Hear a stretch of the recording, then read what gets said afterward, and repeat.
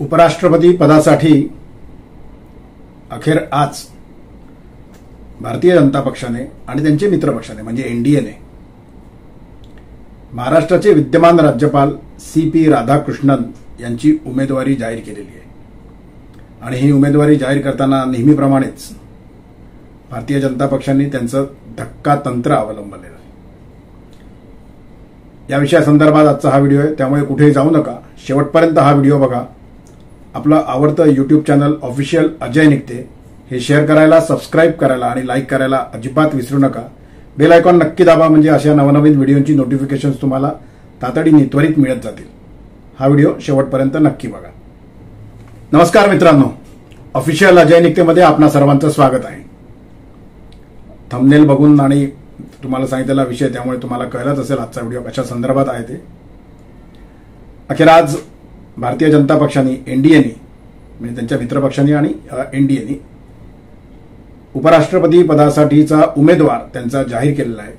आणि हा उमेदवार हा नेहमीप्रमाणे भाजपचं जे ठरलेलं गेल्या 2014 पासूनचं जे तत्व आहे, तत्वच म्हणायला पाहिजे त्याला, धक्कातंत्र या तत्वाचा अवलंब करत महाराष्ट्राचे विद्यमान राज्यपाल सी.पी. राधाकृष्णन यांची उमेदवारी जाहीर केलेली आहे।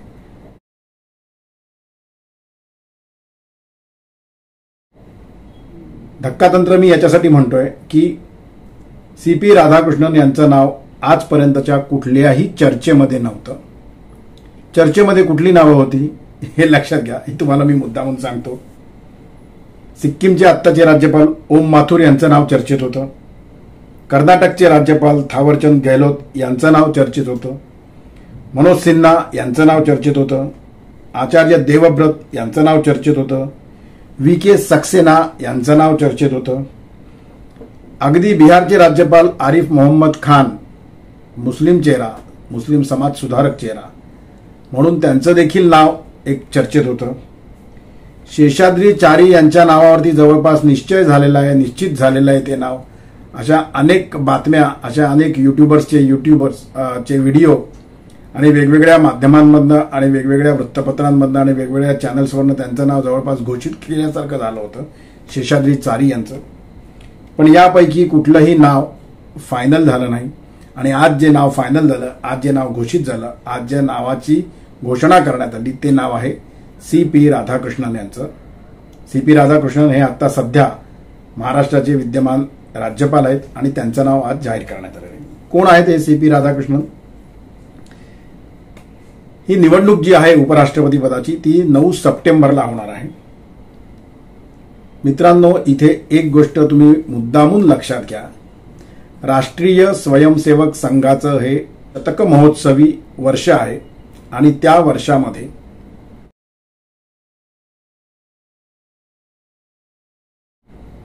सी.पी. राधाकृष्णन यांचं नाव उपराष्ट्रपती पदासाठी घोषित करण्यात आलेलं आहे।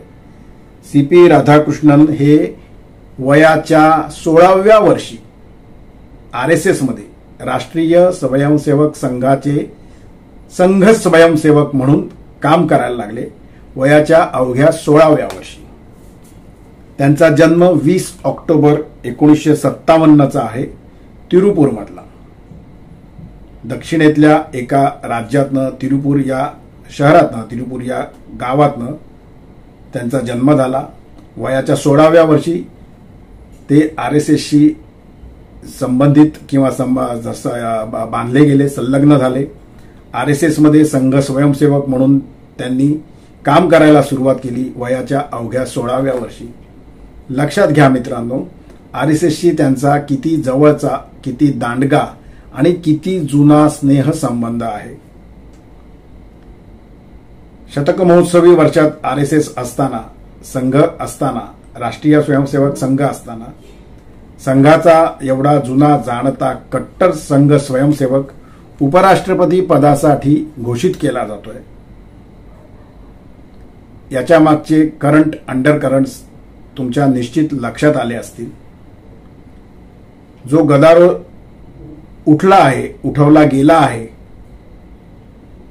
नरेंद्र मोदी यांचे 75 पूर्ण होते त्याच्यावरनं, त्याचबरोबरीने संघाचे सरसंघचालक मोहनराव भागवत यांची देखील 75 लगेचच पूर्ण होते. पुढे मागेच आहेत नरेंद्रजी मोदी यांचा जन्मदिन, आणखीन मोहनराव भागवतांचा जन्मदिन.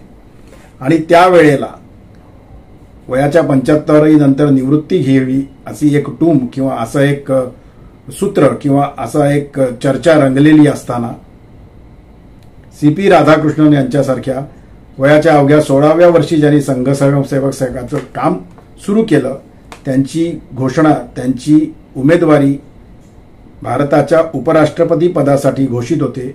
याच्या मागचं गणित हे तुम्ही मुद्दामून लक्षात घेतलं पाहिजे. याचं कारण ज्यांनी राजीनामा दिलेला आहे उपराष्ट्रपती पदाचा ते जगदीश धनखड यांनी काय काय ज्याला म्हणता येतील की कृष्णकृत्य छुपेपणाने केली जात होती आणि त्याच्यावरनं हा निर्णय घेण्यात आला असं जे चर्चेला गेलेले आणि जे जर का कोणी म्हटलंच तर ते सिद्ध देखील होऊ शकतं. तर त्या पार्श्वभूमीवरती CP राधाकृष्णन यांची उमेदवारी ही अत्यंत महत्वाची आणि तेवढीच संघाचं महत्व अधोरेखित करणारी आहे, हे इथे तुम्ही लक्षात घ्या. आणि मी जी मगाशी तुम्हाला नावं सांगितली ती सगळी नावं पाठी पडून ज्यांचं नाव कुठेही चर्चेत नव्हतं ते CP राधाकृष्णन आपल्या देशाचे उद्याचे उपराष्ट्रपती होणार आहेत, हे इथे तुम्ही लक्षात घ्या. जनसंघाचे ते कार्यकारिणी सदस्य होते. RSSचे मी तुम्हाला मगाशी जे सांगितले त्याप्रमाणे ते खंदे स्वयंसेवक आहेत. RSSच्या एका संघ स्वयंसेवकाचा दुर्दैवी खुनी हल्ल्यामध्ये मृत्यू झाल्यानंतर त्यांनी एक आंदोलन केलं होतं CP राधाकृष्णन यांनी, आणि त्यामध्ये त्यांना अटक झाली होती.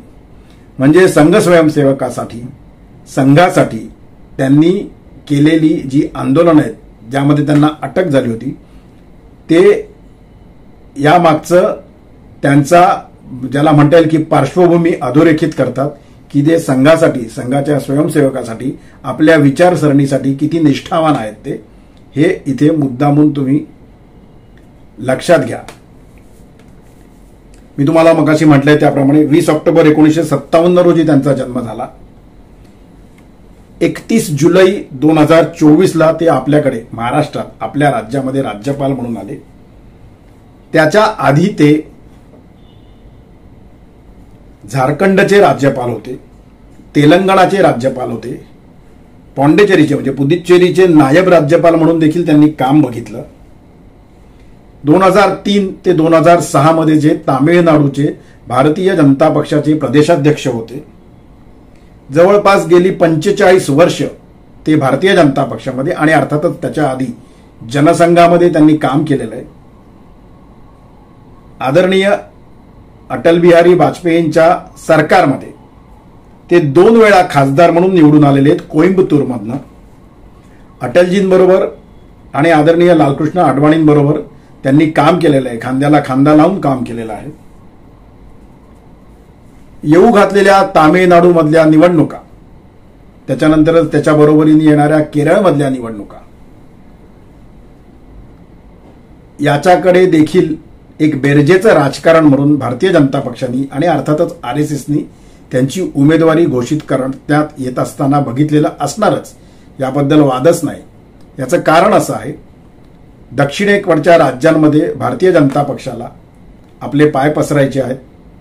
केरळमध्ये RSSचं खूप मोठ्या प्रमाणावरती काम आहे. म्हणजे जिथे कम्युनिस्टांचं काम असताना देखील कम्युनिस्टांच्या नाकावरती टिचून केरळमध्ये RSSची स्वतःची अशी एक फळी आहे, स्वतःचं असं एक स्थान आहे, हे आपल्याला नाकारता येणार नाही. केरळचे प्रभारी म्हणून देखील CP राधाकृष्णन यांनी काम केलेलं आहे. ते जेव्हा तामिळनाडूचे प्रदेशाध्यक्ष झाले, मी हे सगळं तुम्हाला याच्यासाठी सांगतोय की ते संघाशी आणि भारतीय जनता पक्षाशी किती निष्ठावान होते, किती सक्रिय होते, हे तुमच्या लक्षात यावं म्हणून सांगतो. ते जेव्हा प्रदेशाध्यक्ष झाले 2003 ते 2006 मध्ये तामिळनाडूचे, तेव्हा त्यांनी जवळपास 20,000 किलोमीटरची एक प्रसार यात्रा RSSसाठी आणि अर्थातच भारतीय जनता पक्षासाठी काढली.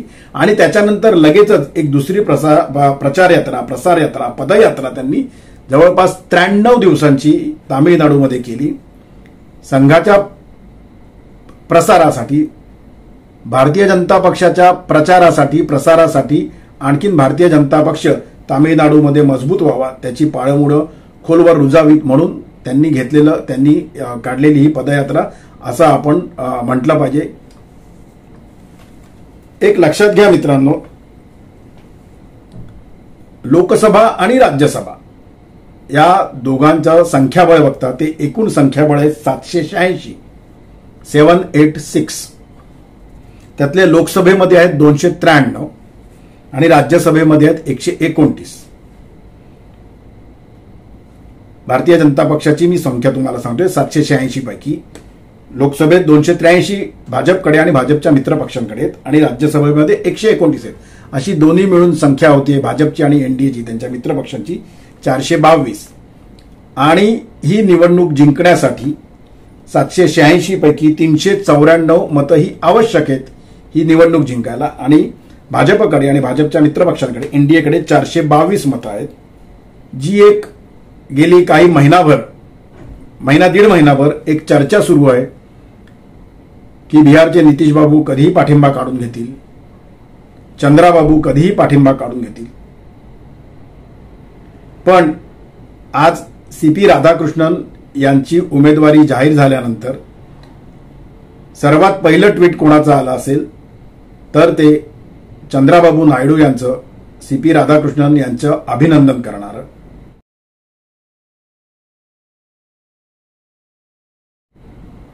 मित्रांनो लक्षात घ्या, भारतीय जनता पक्षाचे सर्वोच्च नेते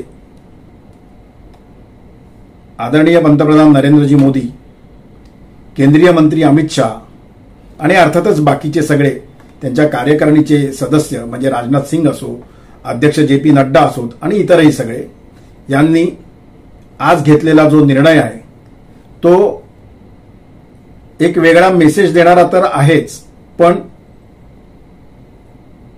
एका दगडामध्ये अनेक पक्षी मारणारा आहे हे इथे तुम्ही लक्षात घेतलं पाहिजे. याचं कारण असं आहे, जी चर्चा मुद्दामून किंवा एक नरेटिव्हचा भाग म्हणून जी सुरू झालेली आहे मोदींच्या पाय उतार होण्याची, त्यांच्या वयोमानानुसार 75 झाली पूर्ण म्हणून त्यांनी उतरावं, पदाचा राजीनामा द्यावा आणि नवीन पंतप्रधान यावा, ही जाणून बुजून सुरू केलेली जी चर्चा आहे ज्याचा दाखला दिला जातोय की मोहनराव भागवत असं बोलले होते त्यांच्या भाषणामध्ये, त्यांनी कोणाचं नाव घेतलं नव्हतं.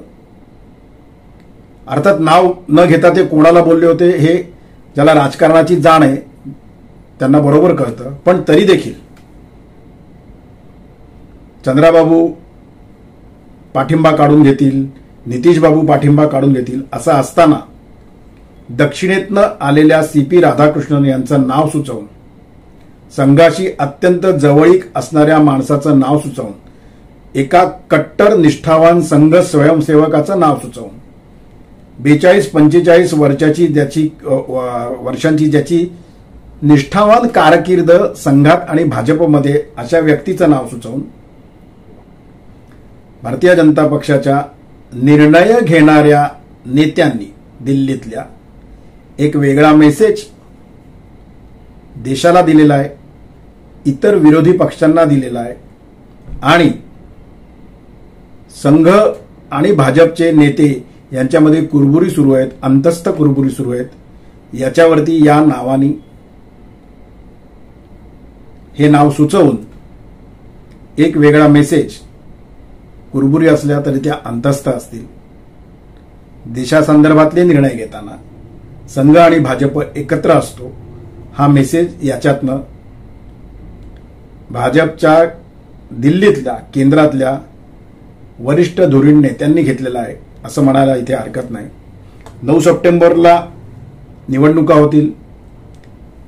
जे.पी. नड्डा यांनी मगाशी सांगितलं की आम्ही प्रयत्न करतोय विरोधी पक्षांना आवाहन करण्याचं की त्यांनी ही निवडणूक बिनविरोध होऊन द्यावी. जे होईल ते आपल्याला 9 सप्टेंबरपर्यंत कळणारच आहे. तोपर्यंत मुद्दामून भाजपचं धक्कातंत्र हे असंच सुरू राहणार आहे. ज्या सीपी राधाकृष्णन यांचं कुठेही नाव नव्हतं त्यांचं नाव घोषित करून भाजपच्या केंद्रातल्या नेत्यांनी, प्रामुख्याने 2 नेत्यांनी, मी नाव घ्यायची आवश्यकताच नाहीये ते 2 नेते कोणते, तुम्ही व्यवस्थित ओळखलेलं आहे, त्यांनी पुन्हा एकदा तो मेसेज दिलेला आहे की भाजपचे नेते, संघ, RSS यांचे वाद जर असलेच तर अंतस्थ ते तेवढ्यापुरतं असतात. त्याचा देशातल्या राजकारणावरती, भाजपच्या राजकारणावरती, संघावरती कुठलाही परिणाम होत नाही. त्यामुळे देव पाण्यात ज्यांनी बुडवून ठेवलेले आहेत संघ आणि भाजपमधल्या वादांसाठी आणि ते असेच फुलत राहावे म्हणून, त्यांनी त्यांचं कार्य असंच सुरू ठेवावं. आजचा व्हिडिओ हा फक्त या एकाच विषयापुरता होता. आजचा व्हिडिओ आपल्याला कसा वाटला ते मला कमेंटच्या माध्यमातून आणि व्हॉट्सअपच्या माध्यमातून नक्की कळवा. आपलं आवडतं यूट्यूब चॅनल ऑफिशियल अजय निकते हे शेअर करायला, सबस्क्राईब करायला आणि लाईक करायला अजिबात विसरू नका. बेल आयकॉन नक्की दाबा म्हणजे नवनवीन व्हिडिओची नोटिफिकेशन्स तुम्हाला मिळत राहतील. तोपर्यंत आपली रजा घेतो. पुन्हा भेटूया. धन्यवाद.